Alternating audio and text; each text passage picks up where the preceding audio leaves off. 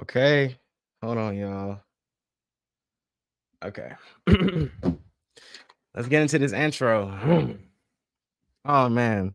I hate I'm so anxious. I'm always anxious before these things. I don't understand why. I've done this for like 3 years and I'm always like, ugh. It's all right, y'all. 2024 gonna be a big year. We changing that. Beginning, we just going, But anyways, welcome to another installment. I'm already messing up. Hold on. Let's backtrack. Welcome to another and final installment of Jantmor interviews for 2023.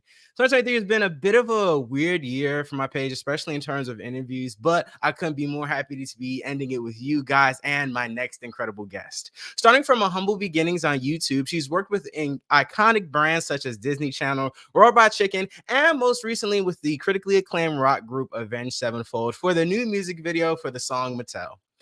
From Barbies making us question our own existence to hitting babies off of skateboards, she's displayed it all eloquently with her stop motion productions. Now, please help me welcome director, writer, producer, and queen of stop motion weirdness, Zoe Katz. Hi,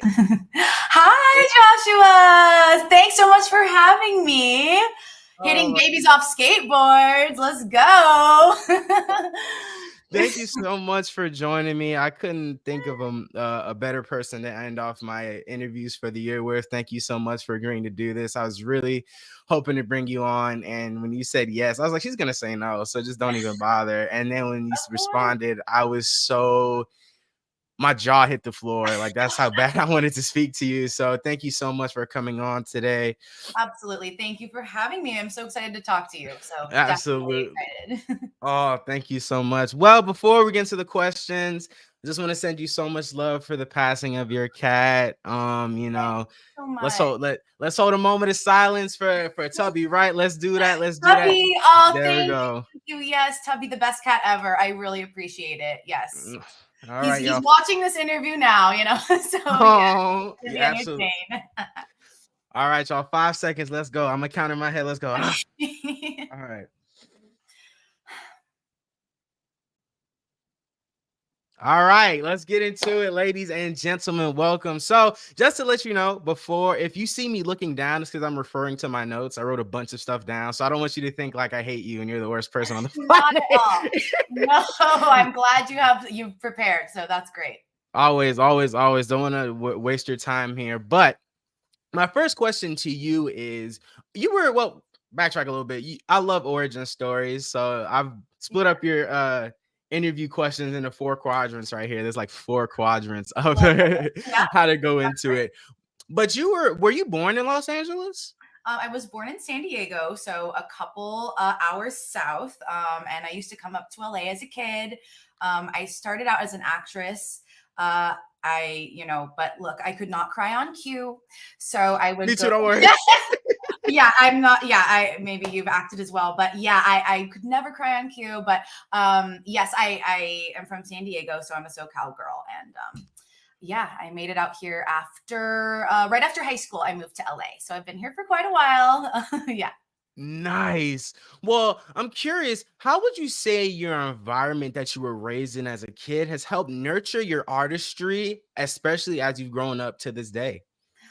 So both of my parents in ways are artists in obvious and non-obvious ways. My mom is, she creates custom invitations online, and she used to be a photographer, and she actually photographed miniatures, and she had this amazing exhibit where she photographed salt and pepper shakers and built these miniature sets and put them in all these crazy scenarios. There's like an apocalyptic scenario, them in forests and whatnot. And so she's always been super, super creative. She taught me how to draw and all those things. She put me into theater as a kid. So my mom, super artsy. And then my dad is in real estate, but on the side, he's a welder. So he welds these sculptures made of old car parts that he kind of finagles. And used to do that with my grandma. So yeah, so both of my parents, very creative and always encouraged the arts and everything in that realm for me. So yeah.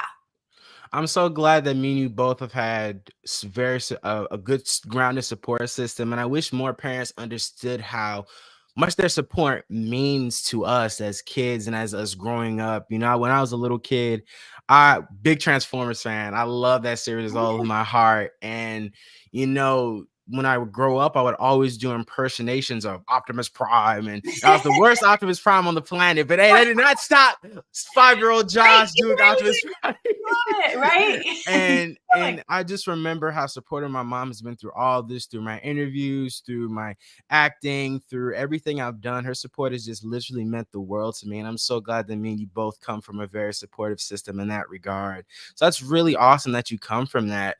What kind of kid were you growing up, and what pieces of that kid still remain in you to this day? So I was very, very shy in school. I never ever raised my hand, even if I knew the answer. Which I'm not a genius here. I was so terrified of speaking in school. People thought I was so shy. And then in about fourth grade, there were auditions for some, Christmas play, or it was like the Three Pigs. I don't even know what it was, but there was auditions.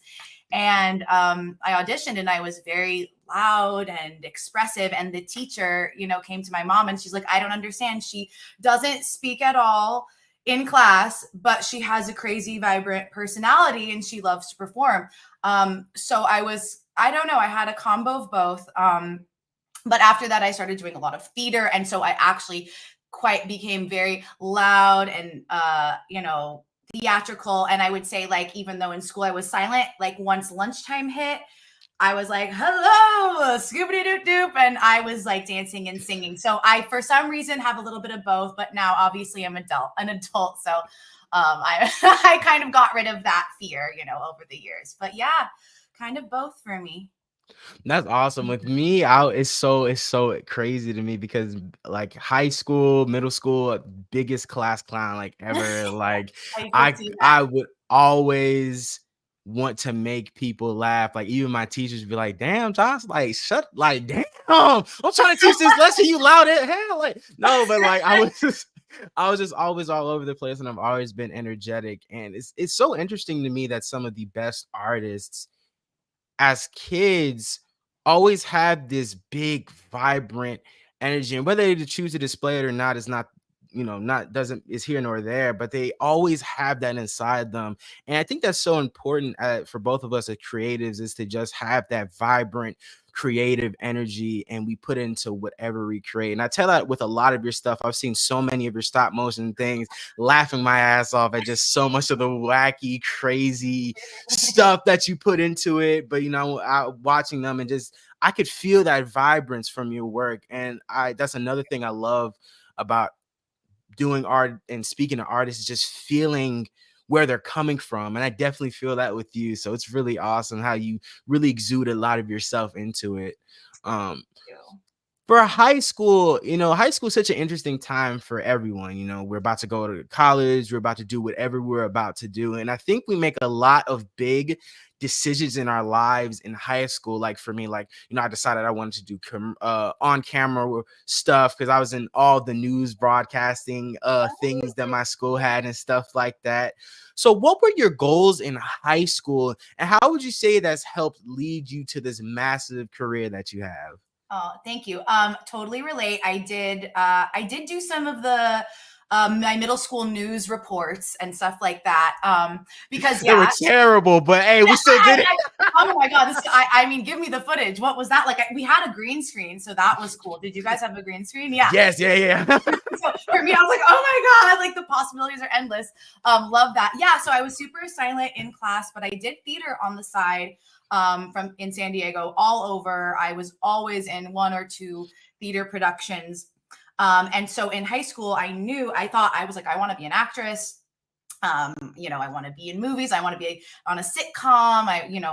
Comedy acting. Because as I told you, I cannot cry on cue. I am not a dramatic actress. Let's be real. Or I was like, oh, I want to play, I don't know, the janitor that has two really weird lines and then mysteriously disappears. Like, I just wanted to be the weird, quirky one-off kind of character. I loved creating characters. So high school, that was my big goal. I'm going to do it. And, of course, super supportive family, everything like that. I think in high school, I I hosted, the pep rallies, and I did a lot of hosting in high school, with some of the other loud, crazy kids. So I got my fill with that, and then I applied to all these colleges. I really wanted to go to UCLA, and I didn't get in, and I was going to study theater, and I didn't get into any of the colleges that I wanted to, and I realized that that was kind of a sign. You know what? College is probably not for you. Why don't you just start right away with your creative pursuits instead of, using that time, for what normal people do, which college is great, by the way. Yes, everyone's path is amazing. Gotta say that. But yeah, I just right away when I was 18, I moved to LA and I started acting. That didn't work out, but through that, I read so many scripts because you get like 3 auditions a day sometimes, especially in the busy seasons. But I've been so out of this world. But yeah, who knows what it's like now? It's all self tapes. But I did all these auditions, and I was like, these scripts are not that good. They're not that funny. Sorry. Especially, I'm like auditioning for like CW stuff, ABC, like teen type of things, a couple of Nick and Disney. And it was just so canned. So everybody in my life started telling me that, Zoe, you're kind of like a puppet person. Why don't you work with puppets? And I was like, what is a puppet person? That sounds nerdy. But I did think about it. And as I realized acting was probably not my strongest suit, I knew that I could probably create something that made me laugh and that I enjoyed. So I went on eBay and I found this really disgusting Popeye doll from 1920, and it was so old. It still has a growth on its nose. Because it is so old. I don't know what it is, some sort of like mold, or I don't even know. It's formed this whole pattern, but it was so old and disgusting. I was just like, I love this so much. Why don't I buy this? I have some Barbies, and why don't I get a couple other weirdo things on eBay just by searching like creepy, disgusting, like vintage toys. So I just bought some of those, and I basically made a puppet show. This was maybe almost 10 years ago now. And I made a little YouTube series, and I feel like everyone I knew thought it was so weird and strange, but funny. I built like a little set on my kitchen table, did it all in my apartment, and I wrote the episode. So I was like, oh, you know what? Maybe I'm better at writing and creating things instead of, being in front of the camera and trying to emote or, attempting to. So yeah, I kind of got started that way. So yeah, high school and all that experience definitely led me into the creative arts. My school was also a arts and science based school in San Diego. So they specialized in that. We didn't have a football team. Nobody cared about the sports, which is very funny. It would have been cool to see a football game in high school, but but yes, our school was nerdy theater and science kids. So yeah, that's pretty much the gist of it. That's awesome to hear your just start into this with all those like interesting, weird, creepy doll things. I've always been so, I don't know. I'm so paranoid about everything. Jesus, like if I were to You see mean that, about a haunted doll coming? yes. Yeah. I've always been so paranoid about that. I don't know what it is. It's the weirdest thing. So I've just, whenever I see like a creepy, like if I would have seen that Popeye doll, I would have closed my computer and like shut it for the rest of the day. But you were like wanted to dive into it, and it's really created this great career. Me and you both are YouTubers. We do YouTube and started there. What made you start posting to YouTube, and how did that lead you going to do this professionally? Yeah. Well, YouTube is the best because anyone can post it. It's become so many different things over the years. Like I probably started in like 2013, 2014 era. And I feel like that was like the era of like Shane Dawson, like, hello, here's a pack of Cheetos. Let's try 10 things, which I know I love YouTube. I watch YouTube all the time. Like that's like my morning routine. I listen to so many people there, but would you say that YouTube has taken over like watching movies and shows now more nowadays? I think for the younger generation, absolutely. I feel like some days I watch more YouTube than real good TV, which I think I go in phases. But I think YouTube has so much to offer. There's so many amazing creators. It was, it was super getting started, and when I started, and not to say I ever like really went viral. I think I had one Star Wars episode that hit the algorithm really well, and which, Star Wars, everybody, like that's a great subject to talk about, but yeah, I just feel like YouTube was the best place. You can do anything on there for the most part. Now it's a bit more restrictive, with don't offend anyone. But yeah, I put it on YouTube, and I just felt like it was perfect because I knew I wanted to do a series.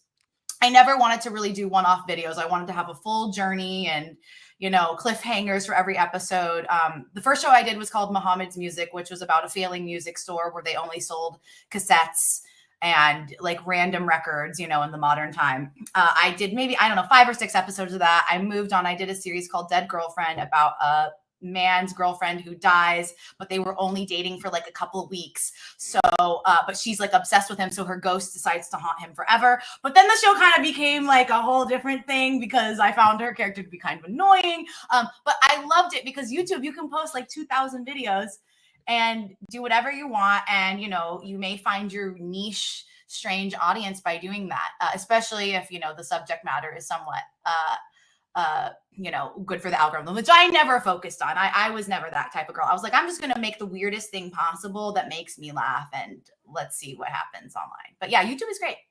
I'm so glad that you never got caught up into the numbers. And I feel like a lot of people when creating get so caught up in like, 100,000 views or 10,000 likes, or if it doesn't hit this certain amount, then it failed. Or if it doesn't hit that certain amount, it's failed. And it's just like, no, if you stay consistent and you really are passionate about this, you never know what could happen. You never know what person is tuning in or checking in. Yeah. Like this stuff is so random. And that's one thing, because my brother, of course, he's in that kid phase where he's like, oh, I want to be a YouTuber. All right. I'll get back to you in 4 years and see what you think. But right? Oh my God, so many people. I want to be a YouTuber. And yeah, totally. Yeah, do it because you never know what's going to happen. I made one of my friends saw one of my videos way back in the day, almost 8 years ago. And he was on a Disney Channel movie at the time. And he was like, hey, I like what you're doing. Can you make a behind the scenes video for this Disney Channel movie? It was called Teen Beach 2, not 1. So there we go. And I was like, yes. Okay. So I took the skills that I had from YouTube, and, even it's just, if you just one person, as you said, if even just one person sees it, you can get an opportunity from that, even if you don't have 100 million views for everything. So my friend saw it. I made a behind the scenes video for this Disney Channel movie. It went kind of viral, at least back in the day. And from that, we got a call from Disney Channel to make a kind of sketch variety show, because they were trying to, if you've ever seen the show Pickle and Peanut, it's super cute. oh, I'm not involved with it. I have to say, okay. I'm not involved, not that cool. But around that time, they just made Pickle and Peanut, and they were looking to make a little bit more alternative content, a little bit more Cartoon Network-ish, and just a little bit edgier and quirkier, and that show's kind of mixed media. So that was kind of like what I did with this Disney Channel behind the scenes thing. So they picked me and then my friend who was in the Disney movie, and then we got to do a series for them, which was not very successful, I do have to say. But other than that just me making all those videos got me that one opportunity. And from that one opportunity, I had so many connections to move forward with. And at that point, like I was able to, go around town and, take more meetings and pitch my own weird shows. So yes, it just, just one person can see it, and there you go. And I'm so glad that your friend took an opportunity on you to like really help give you an opportunity that has just blossomed into something so beautiful for you and yourself. And I truly am happy for you to see where you're going and where this is taking you. I mean, you've we're gonna get into it a little bit later in the show, but I mean, you made the music video for my favorite band like ever. I was gonna ask if Avenged was one of your favorite bands, and oh my God, the album is amazing. Oh yeah. I have the deluxe edition right here, and it has like a bunch of like art and stuff in it. Yeah, I had to get this. I was like, if I don't get anything this year, I have to get this. I literally have to get this. Oh But my god. No, it's an incredible album. Yes. Good it's decor. um yeah, and it's just so great to see how you gotten to where you are, and I'm sure you've learned so much from all these different opportunities, and I know you do a lot of this work for yourself, but how would you say you've benefited artistically from learning and doing all this work on your own? Oh yeah, so much. I'm one of the rare people. So the music video, which we'll get to later, I did everything. I did have a cinematographer, my amazing friend Kurt Collins, but when I made a YouTube channel back in the day, I did everything because I felt like, I want to make something, but I don't want to have to hire 10 actors. I don't want to have to hire a producer, a director, a DP. I didn't want to have to rely on a bunch of people where I knew that I'm like, let me just learn the skills because, with all these productions, when you work with like live action and everything, there's so many factors and there's people's schedules and there are just billions of disasters, solvable disasters that happen every 10 minutes. And I'm like, you know what? It's so much better for me to learn these skills. And I realized through making my show that I really loved editing so much. I could edit all day for 15 hours. I love it.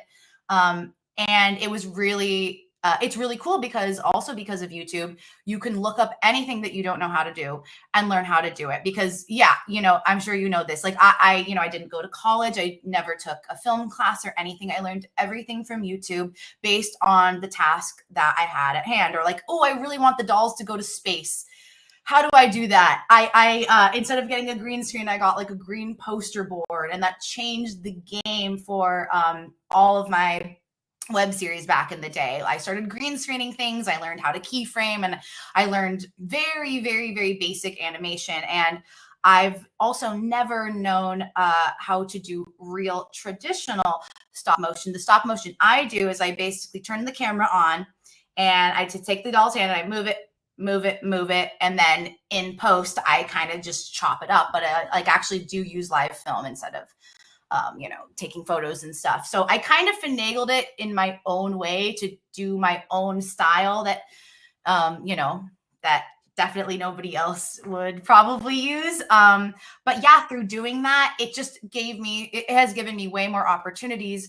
If you have more skills, of course I do believe everyone creative, should kind of define themselves so that people know how to hire you. Because at first I was making, these web series with these dolls and it's like, I'm like, yeah, I wrote it, directed, edited, and voiced it. It's like, okay, well, how am I going to hire you?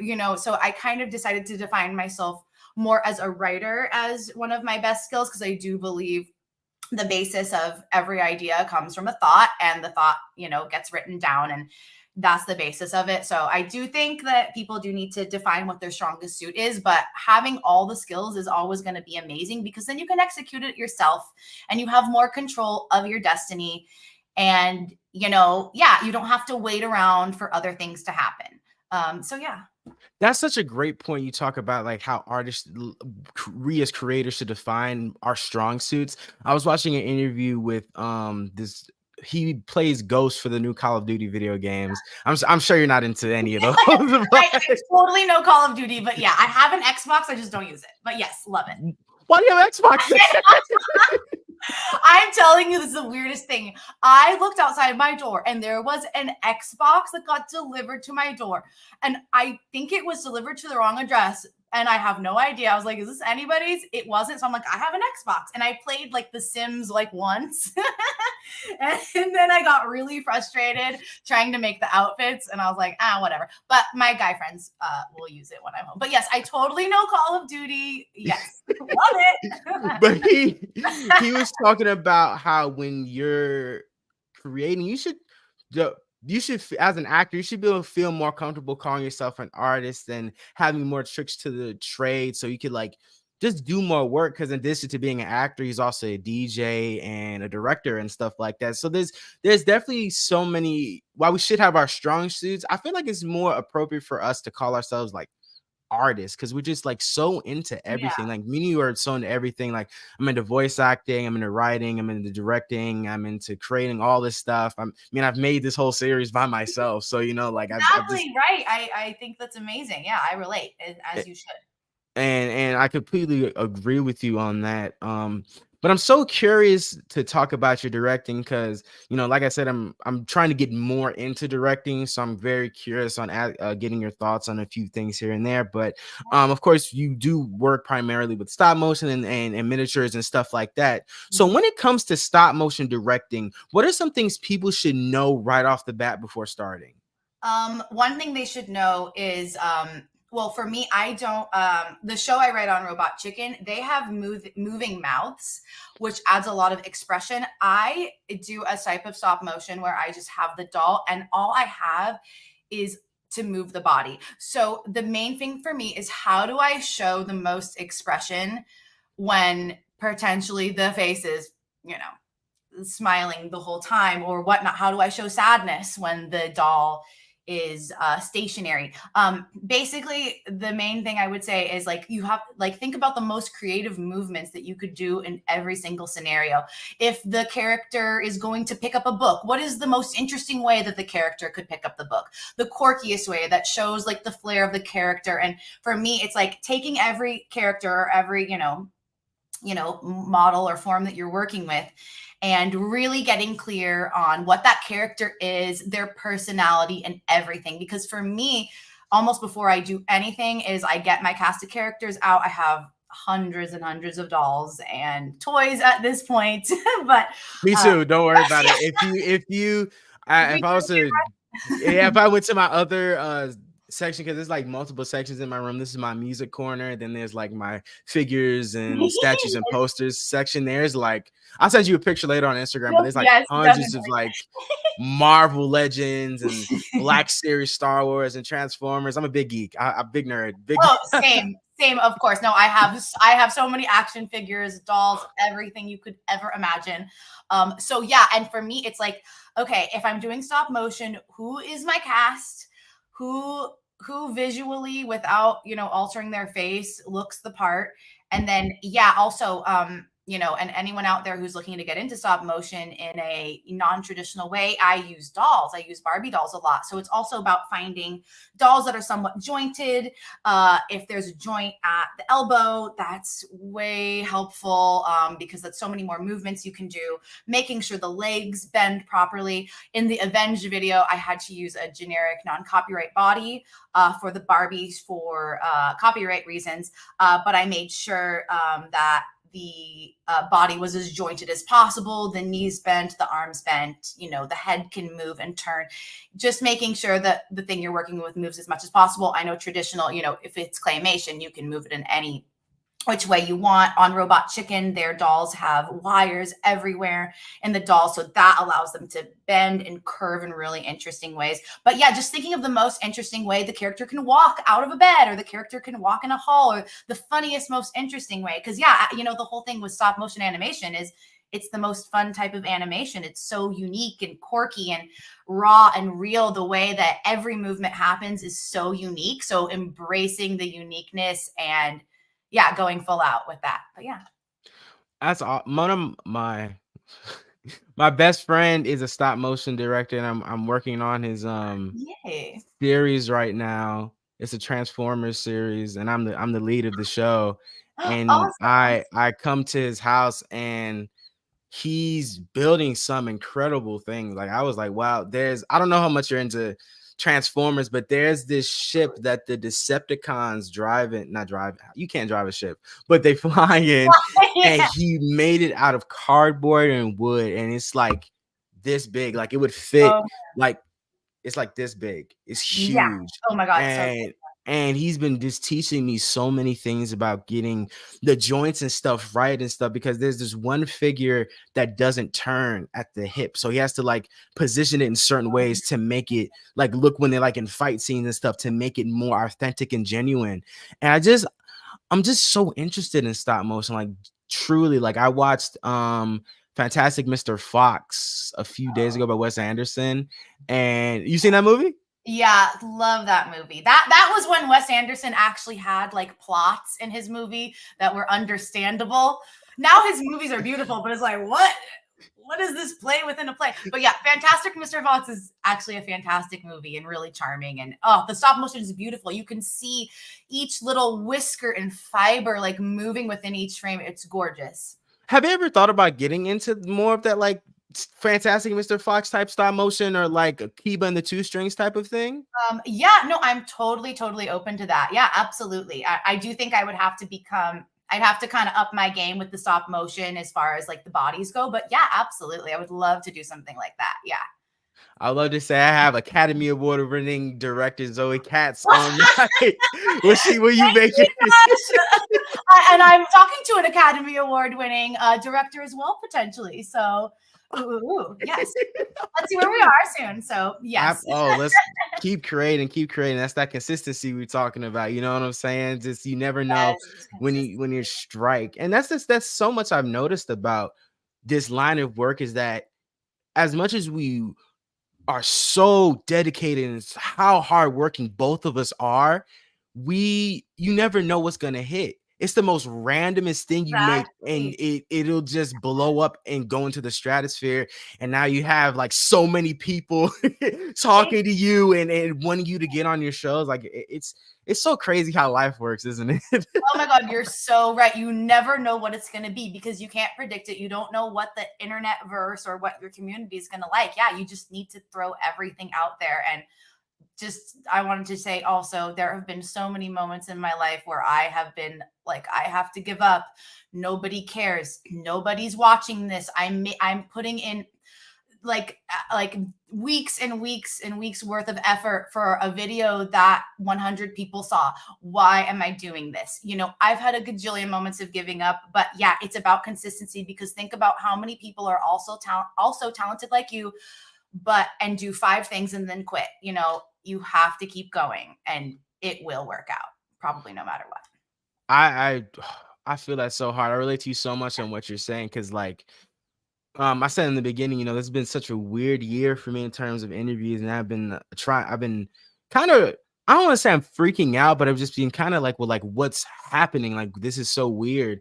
Weird, yeah. It's a weird feeling, but the thing that's kept me going is just to remember all the people I have spoken to, all the connections I've had made. You know, I speak to voice actors like a lot. If you've seen my stuff, I've spoken I've to. seen you've spoken to some amazing and very successful voice actors. So yeah, I think you're doing amazing. And yeah, it's just right. As you know, like sometimes you'll do these videos and no one cares. Sometimes you do one and everybody. Everyone seems to care. So, Like, so weird. It's like, what? Okay, like sure. there's this interview I did with Corey Burton, one of my best friends in the industry, big time voice actor.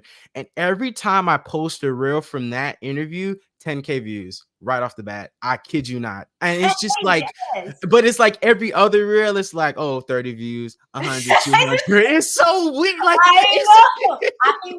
It's insane. It also goes, I know. It's like, I think it's almost like every time I put in more effort, I get less views. And I don't know what that yes, means. yes, Or yes. I'm like, ooh, this one is good. This one is good. It's like 10 views. No one I know sees it. No one random sees it.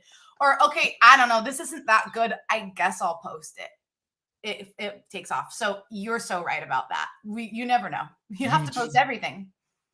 to be honest, like you truly have to. Like Yeah. even the ideas, you're like, maybe not. Like just go for it. Like just shoot for it. You know, if you don't have anything to post, then just post that. You know, Right. And and you know what? Sometimes people like things that are really simple, you know? You don't, you know? yes, it's the simplicity that gets people a lot too. Like sometimes I felt like I was over editing my reels Oh, sometimes, and I do that. Yes. yeah, and it's like I don't know. I don't know. Maybe people can tell. I don't know. It's so weird. Yeah.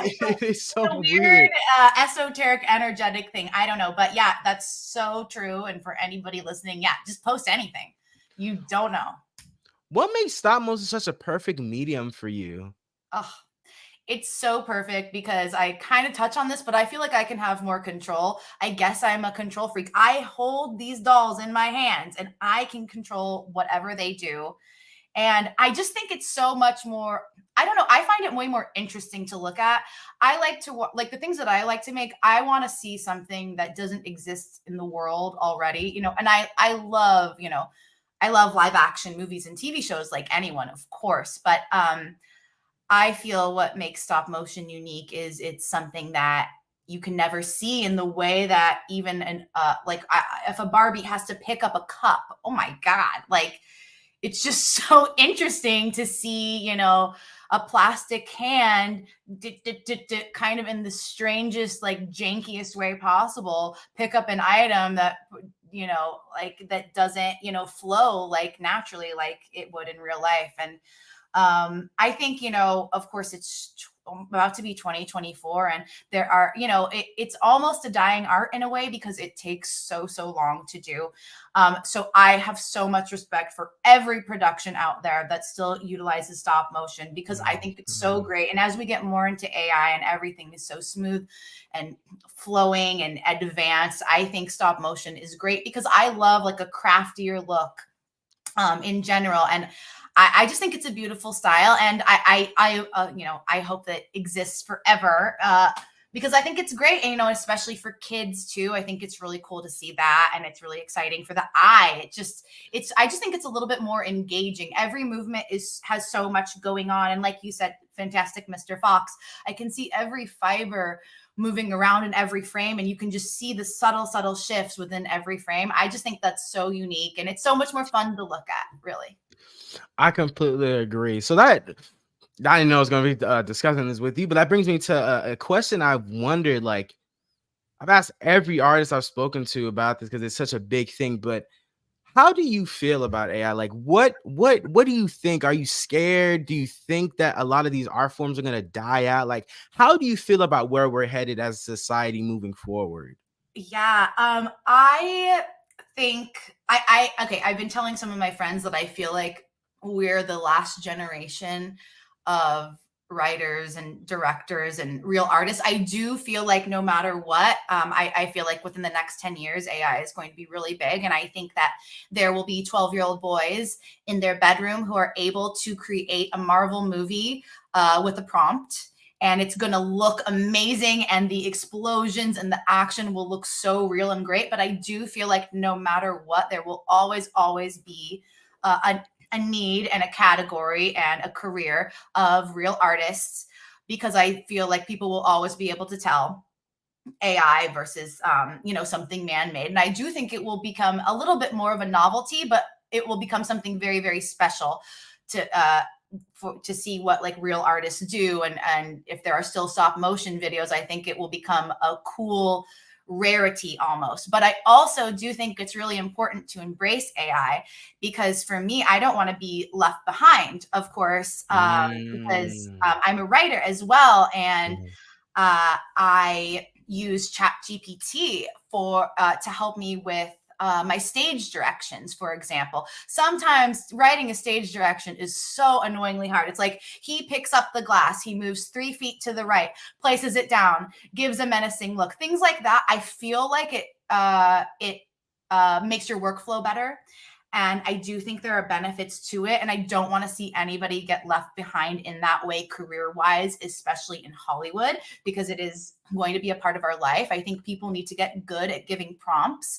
I think there's ways to use it. Even for me, the program Runway, you can generate now only about a 4-second video. But for me, when I use green screen with my dolls, when I do stop motion, sometimes there's a background that doesn't exist. And I do feel like artists like me and others can use AI as a tool to blend it. But I do think we need to be, wary that in the next decade or 15, 20 years, it's going to be a really big part of our life. And what we do will still exist, but it's just going to be a little bit more unique. And I think it will also potentially become even more valuable, kind of like fine art. Like, oh, this is a Picasso. He painted this with his own hands. Or, this is a work of art from Josh. He did it with his hands and his actual brain, not a computer. And that will become really valuable, and people will still want that because we're humans. If humans still exist, they're going to want art from humans still.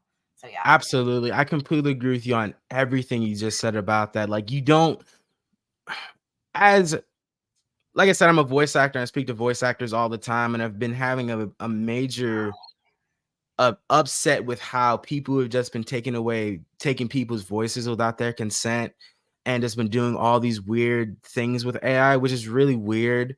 But I definitely agree that I put it like this: AI is a tool, and we need to treat it as such. Like, Yeah. obviously, the genie's out the bottle. We're not putting AI away. That's not even in the question. And if you think that's gonna happen, okay, I'll sell you a bridge as Okay. well. I'll sell you that a bridge to go to as well. But it's like we can't. We have to adapt. As humans and as societal creatures, we're always going to have to adapt to these things as they come along. It's a part of evolution. We change, we grow, things happen. But I definitely agree with you. Like, real art and real artists like us who put our brain, who put our mind, our heart, our passion, and our genuine stories, our genuine traumas, our genuine fears, our genuine comedy, it's always going to last and stand the test of time. I 100% believe that. But it is true, like you said, AI is going to get to a place where it's like a lot of people are going to use it's going to be the mainstay. A 10-year-old kid can go into what's that app called? Mid Journey, whatever the hell, Yeah. and Oh, and yeah. and and create whatever. And it's just going to be like, wow, look at this. Now I will say though, AI art right now looks like ass. It's awful. Yeah. Please stop Oh my using god. it. I know, Please and stop. it's got that same weird That same like smooth, glare thing. Yeah, yeah, yeah, yeah, yeah, that yeah. smoothie thing, and then also the hands. Obviously, it doesn't know how to make hands really yet. You can tell at this point. You can tell in the lineup that is an AI person. That's an AI landscape. Yeah, you can tell. So But we definitely are going to get to a point, like you said, where the lines are going to be a little bit blurred. I know, and speaking of Avenged Sevenfold, they did that whole Matt did that whole it was like he put his voice in an AI, and the AI was like, "Hey, we're canceling all tours. Like, we're not going on tour, like, at all." And everyone was freaking. I was freaking out. I was like, "Are you dead ass? I want to go to an Avenged Sevenfold concert, and y'all are fucking canceling. Y'all yes, just released the album. What the hell?" And then, how dare yes, you? and then he was like, it was all just a big giant prank, and he was playing along into it, and it is going to be interesting to see what AI goes and what it does. But I have hope, as optimistic human I am, that real Yes. art and real humanity will always prevail at the end of the day. You're always going to be able to tell, always. Exactly. It will always be a category, I believe, in media, like real human made art, everything. And yeah, voices. Oh my God. The AI voices right now are so unemotional. So I think that's important, right? And a voiceover can improvise in the moment. And yeah, we need real human voices for sure still. Absolutely. What was we'll talk about Robot Chicken now. A little bit more about that. A few questions there was, you still work with Robot Chicken, right? Like, you still do work there? Well, we're waiting for the series to get picked up, but if so, then yes. But yeah, love Robot Chicken. Yeah, since 2020, I've written sketches for them. Wow. A lot. I do a lot of the Barbie sketches because that's kind of my category. But yes, love writing on Robot Chicken. So okay, yeah, because I was just a little confused in like how much work you did with Robot Chicken and stuff like that. Thank you for clearing that up for me. I have Yeah. to I love this. I love this. Have you ever got to meet Seth Green on the set? Yes. Seth is in all early season, all of our meetings every single day. Basically, so just to clarify, I do not animate for Robot Chicken. I'm just a writer. So I write the sketches that you see, and then they animate it. And they have an amazing studio in Burbank.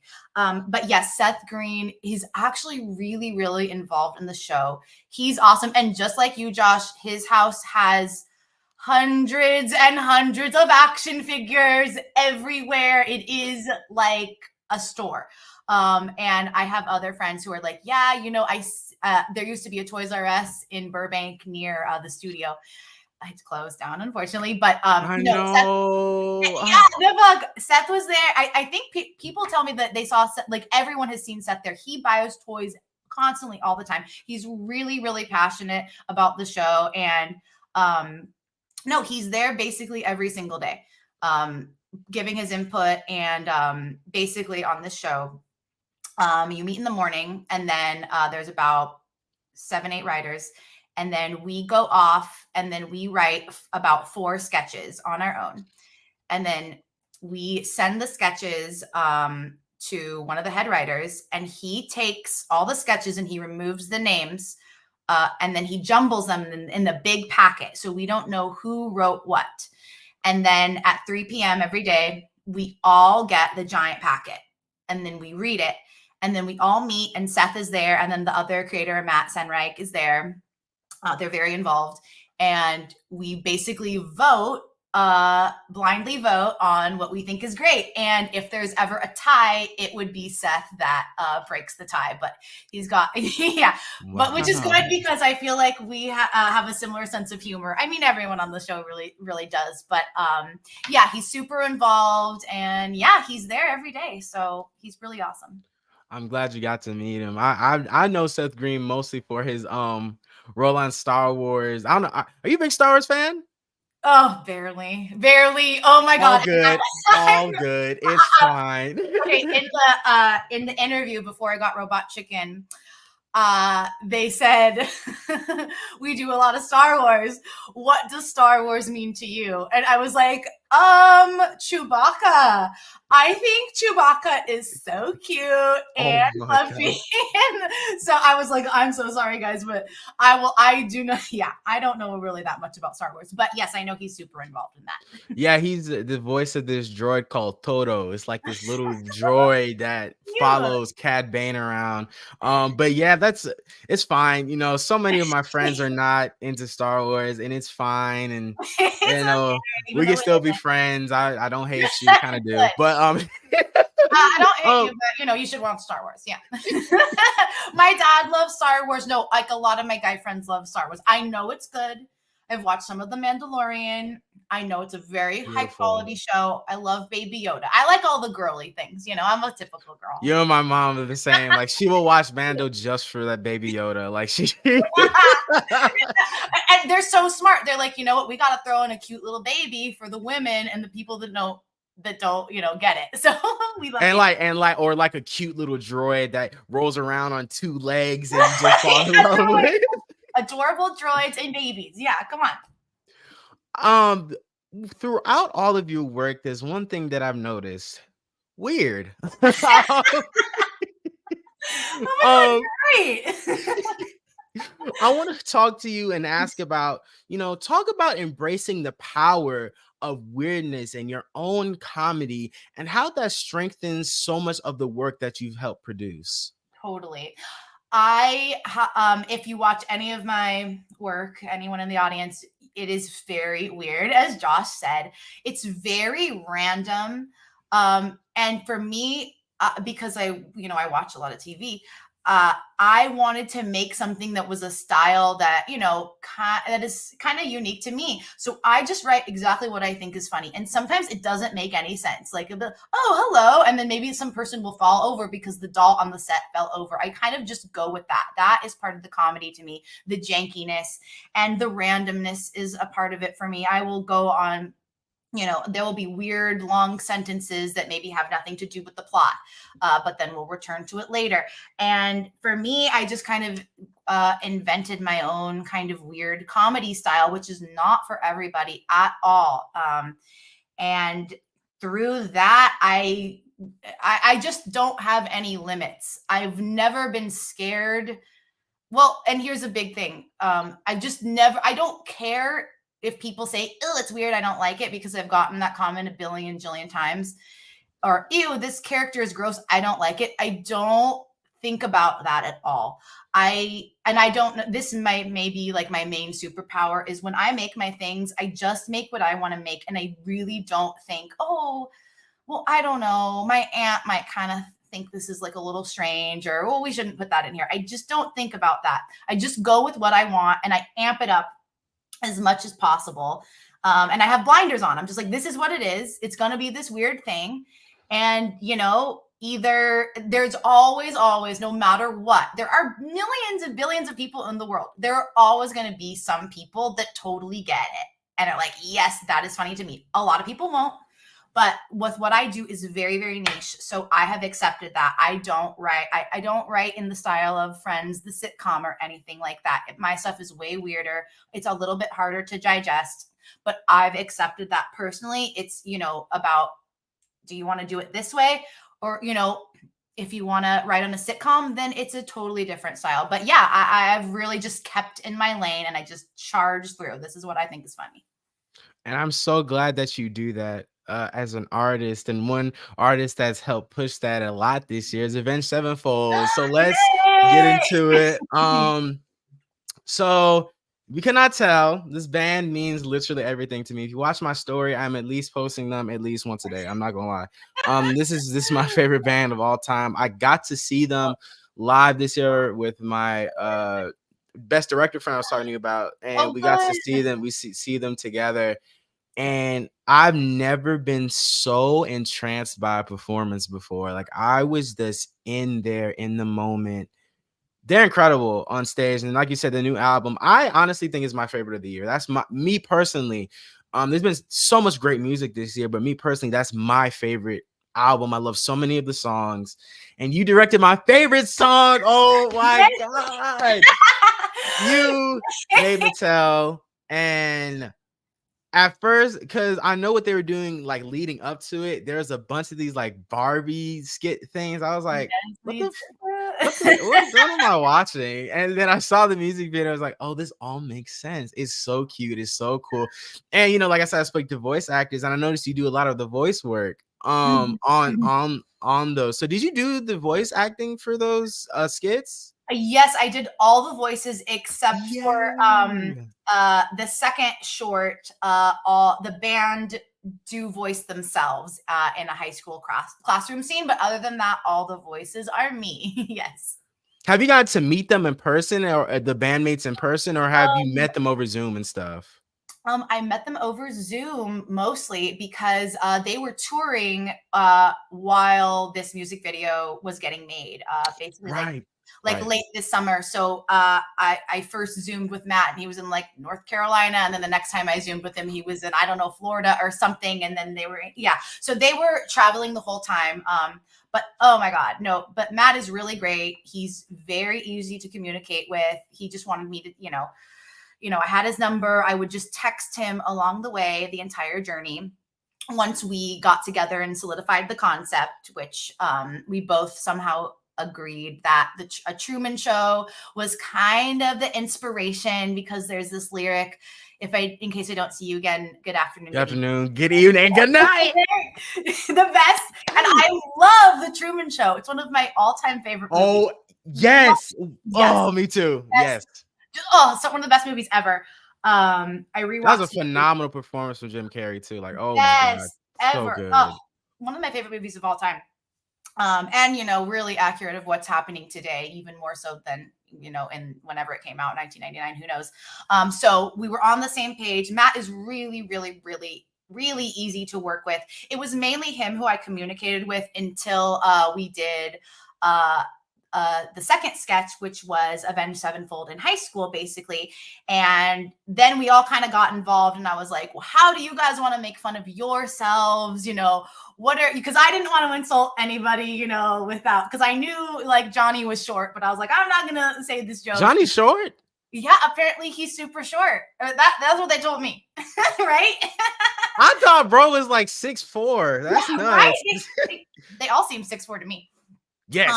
Yeah, they are. If you're a rock star, you're tall. It is what it is. But with the high school scene, we all kind of got involved, and I would just call and text all the band members and go back and forth. Hey, is this okay? Blah, blah, blah, blah, blah.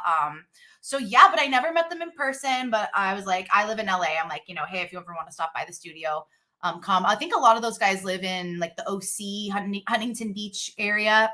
So yeah, they don't live in the same city, but super easy to communicate with, and yeah, really seamless.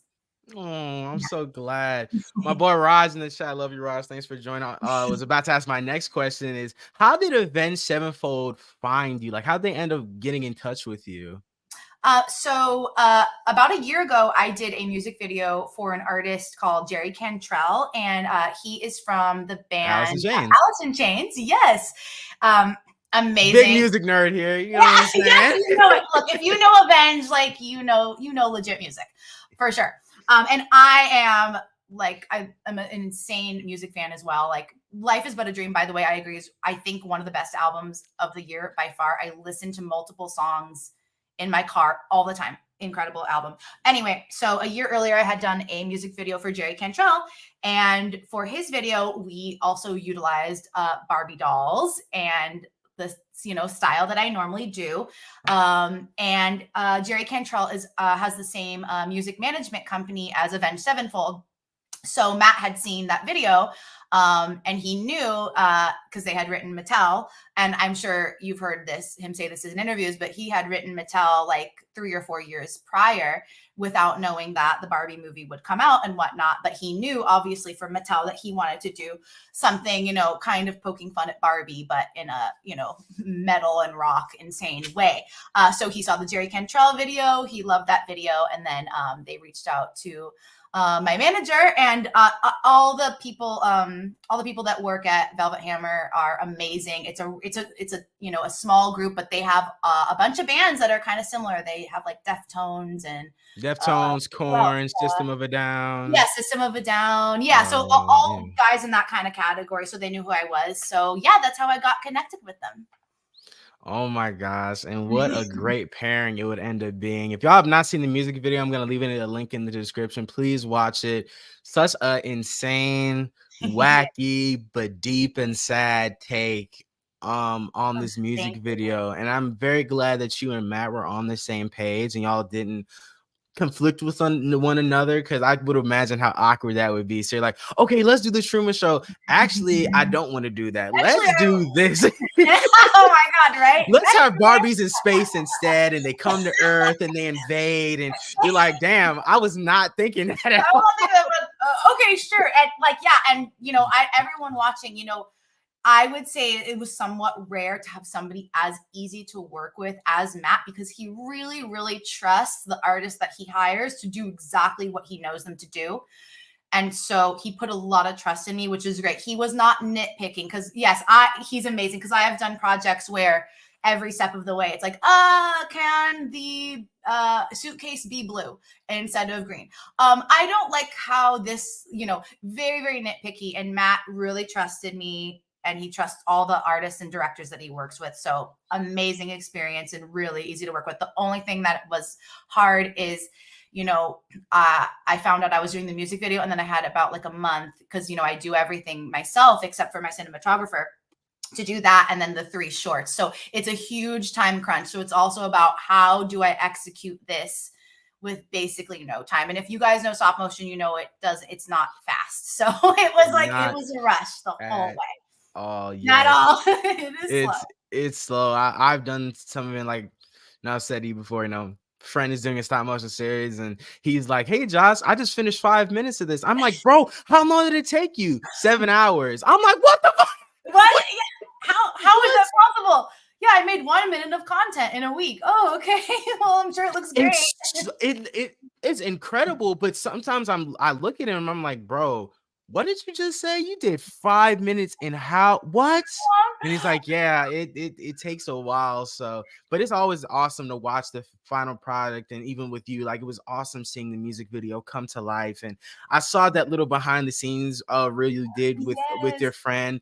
I love the behind the scenes of stuff, and seeing you like put the fire and block them and frame them and have the green screen and have the as this. There's so many inspirations, like you said, from the Truman Show and of course Barbie and stuff like that. But what are some influences on the music video that maybe fans wouldn't know right off the bat that you took some influence from? Oh, we have a little reference to Groundhog Day in there. I have a little groundhog figurine. So in the music video, the days essentially repeat, and Barbie sees the same things play out. But as the days repeat, we have little quick flashes of randomness that didn't happen in the day before. So we have a couple really, really quick shots of a groundhog poking up out of the ground. That's a reference to Groundhog Day, and then uh and then at one point I put a big penis on the Barbie, and I sent Matt a video of it. I was like, I don't know, we're just kind of playing around in here, and he loved it so much, but he didn't want to ruin the whole vibe of the music video by focusing on it. So I put like a quick flash of the groundhog with a giant penis on it, and then in the very end montage we have transgender Barbie with the like 1 foot dick on it. So that's like just a fun little inside thing that Matt really liked, adding like a little bit of scandal for sure to that. What else did we reference? Just kind of besides the Truman Show, I don't know. Obviously, like, we wanted it to be I had burned Barbie dolls for the video I did with Jerry Cantrell, and I really liked how that went. So I added in that element, of course, like taking them to hell literally and like burning them. That's something that I feel like I'm gonna always do, is burn Barbies and kind of put that in.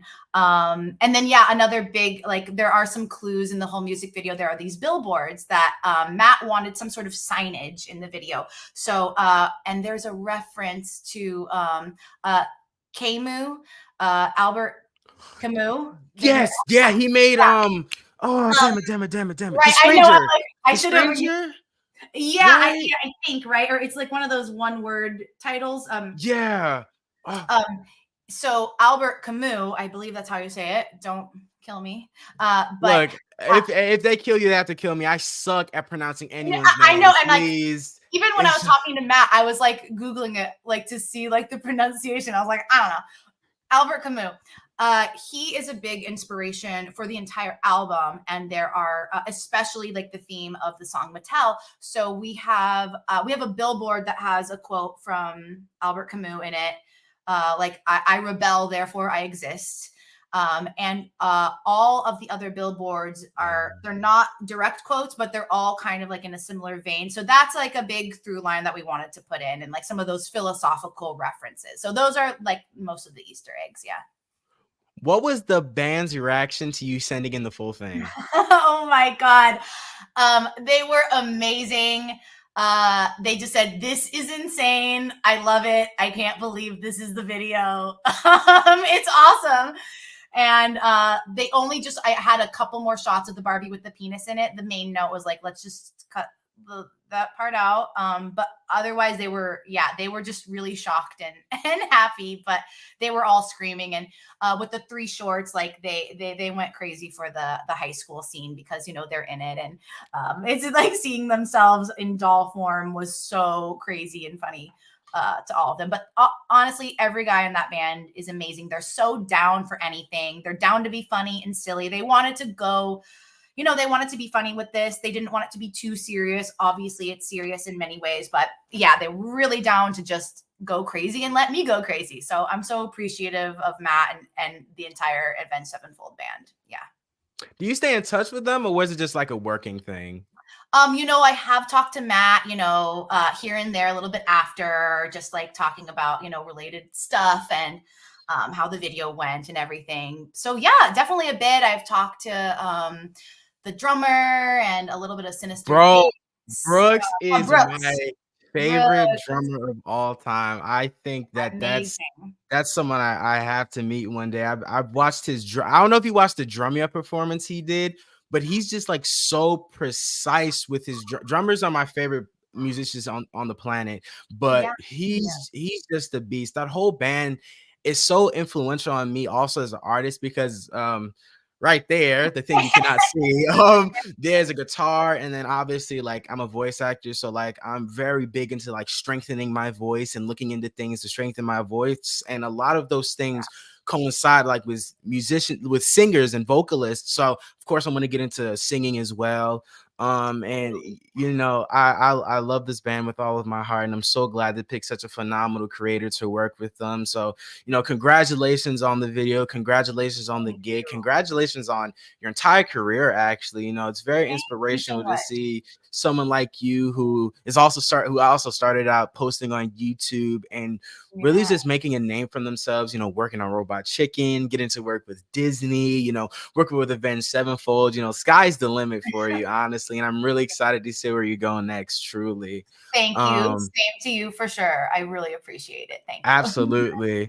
Well, I wish they would have asked you this on the Okay. on the podcast though, but there's like so much, like there's so much philosophically going on with this album, and I'm just curious what your whole stance on all Oh of my it is. Like, how do you agree with what the band is saying? Do you have your own takes on like our place in the universe and existence? Like, how do you feel about that all?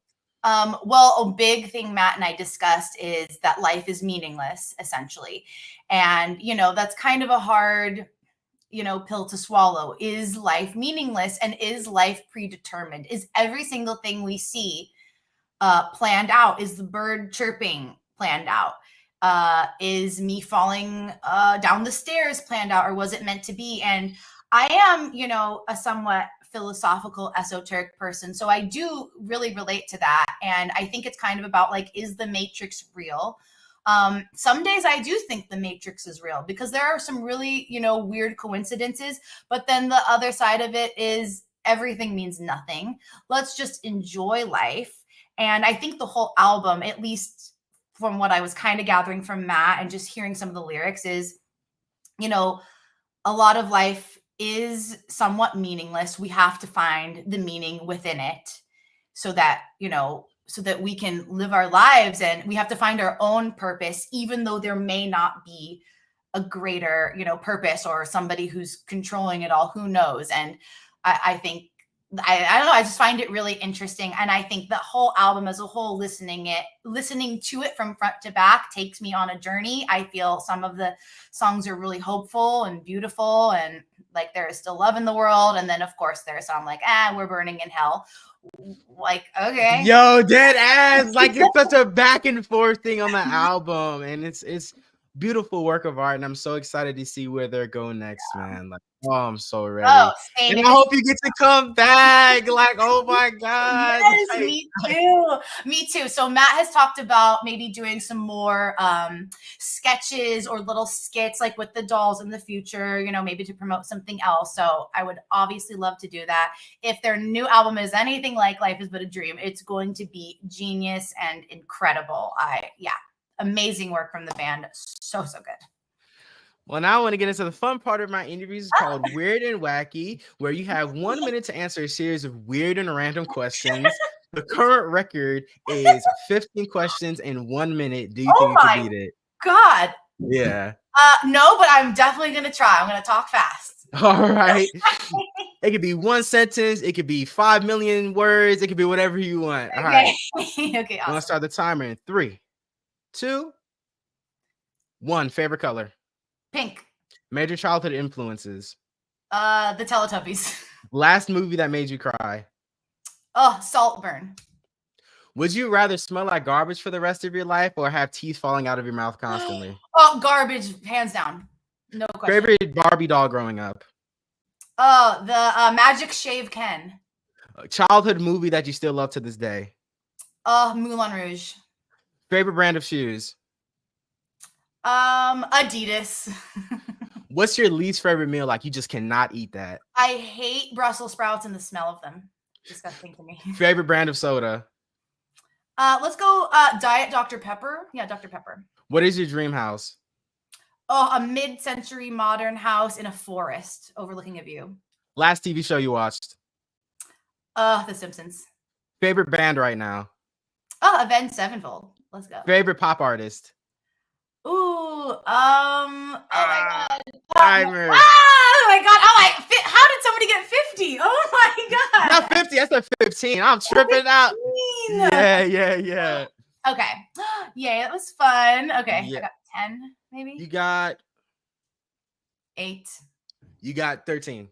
Oh, hell yeah. Okay. There we go. Don't Okay. doubt yourself. Okay, Come I'm a on. loser. Come on. Yeah. I'm a loser. Oh, pop star. Okay. Nah, you're good. But this is my last question to you. And so I just want to say I've had an incredible time with you. I've just Same. loved breaking into your mind and seeing how you are as an artist. One thing that I used to always be like is if a person, and I hate that I used to think like this, but if a person did not like do voices or didn't do this, that like it just wasn't worth it. But like speaking to you and just my view on interviews has changed so much, and I am so glad that I got to speak with you today. You're truly an inspiration to me. I'm so happy for you and how your career is going. And just thank you so much. You're actually my first director I've ever interviewed. So like, and Oh, I hope you won't be the last. I hope more people see definitely this and not. want to talk with me. But my final question for you is that there's so much happening in the world today. There's just like so much chaos, so much negativity, and it just feels like something world ending is happening every single day. Yeah, Like it does. truly. What would your current message to the world be to everyone? If everyone you had a mic and everyone could hear you, what would you say to just everyone? Oh my God. I think that laughter and just being lighthearted, a little bit more lighthearted about everything could help the world so much. And laughter is the best medicine, obviously. What I do is intended to be somewhat comedic or interesting. And I think everybody needs an escape, drugs and alcohol, but I think everyone needs an escape and, to view another world. And if we can all just be a tiny, laugh and be a little bit more jovial with each other. And, we don't have to dwell on, insane world events. Focus on your community, who you're around, and uplifting the people around you. I do think makes a difference. I don't think we have to try to change the world, but if you can uplift, make somebody smile that or the person at the grocery store, the people directly around you, I think that would be my main message, because I think that could make a difference. And it makes a world of difference just as infecting a small part of our community, you know what I'm saying? And just making people's days brighter and just really pushing that love and light out there. I still have a deep optimism and hope and hopefulness about humanity, no matter how dark it gets. I think there's something so incredibly special about the human spirit and how we operate as beings in this universe that is just it's so special. We know so much about ourselves that other creatures on this planet don't know. There's a lot of bullshit on the planet, but there's also a lot of love and positivity. There's so many people that I've spoken to, like you or my friend Derek, or so many other friends in my life who are just incredible human beings that I'm inspired by every single day. And it really does make a difference just taking care of your nearest circle. That you want to change the world, change your circle. I'll say that. Change the world, change your circle, or change how you spread love, how you talk, the life you breathe into others. It makes such a world of difference. It really does. Totally. And that, ladies and gentlemen, is the end of my conversation with the incredible Zoe Katz. Thank you so much for joining me, Zoe. Is there anything you want to plug, push, or promote before I head off for the day? Check out my website, zoekatz.com. You can follow my Instagram, Zoe Katz. There will be obviously some new stuff, new random videos. I just wanted to thank you so much, Josh. I had such a great time talking with you. Very inspiring and fun to chat about everything. So I really appreciate it. And thank you so much. Absolutely. And listen, if you need a voice actor for your stop motion, I am here. I will do it for zero. I don't care. Hell yeah. Hell just yeah. want to do it. If you need an old man or okay. a scientist or a mad scientist, like I will do whatever. Just ask and I'll do it. I'm ready on the dime. So okay, you're on my list. Absolutely. I like the deeper voice. Amazing. I will totally hit you up. Absolutely. Oh, thank you so much, guys. Thank you so much for joining me for my final interview of 2023. I love you guys so much, and I cannot wait to show you all what I have planned next year. Y'all be safe. Have a happy holidays. God bless, and I will see y'all next time. Peace out, guys.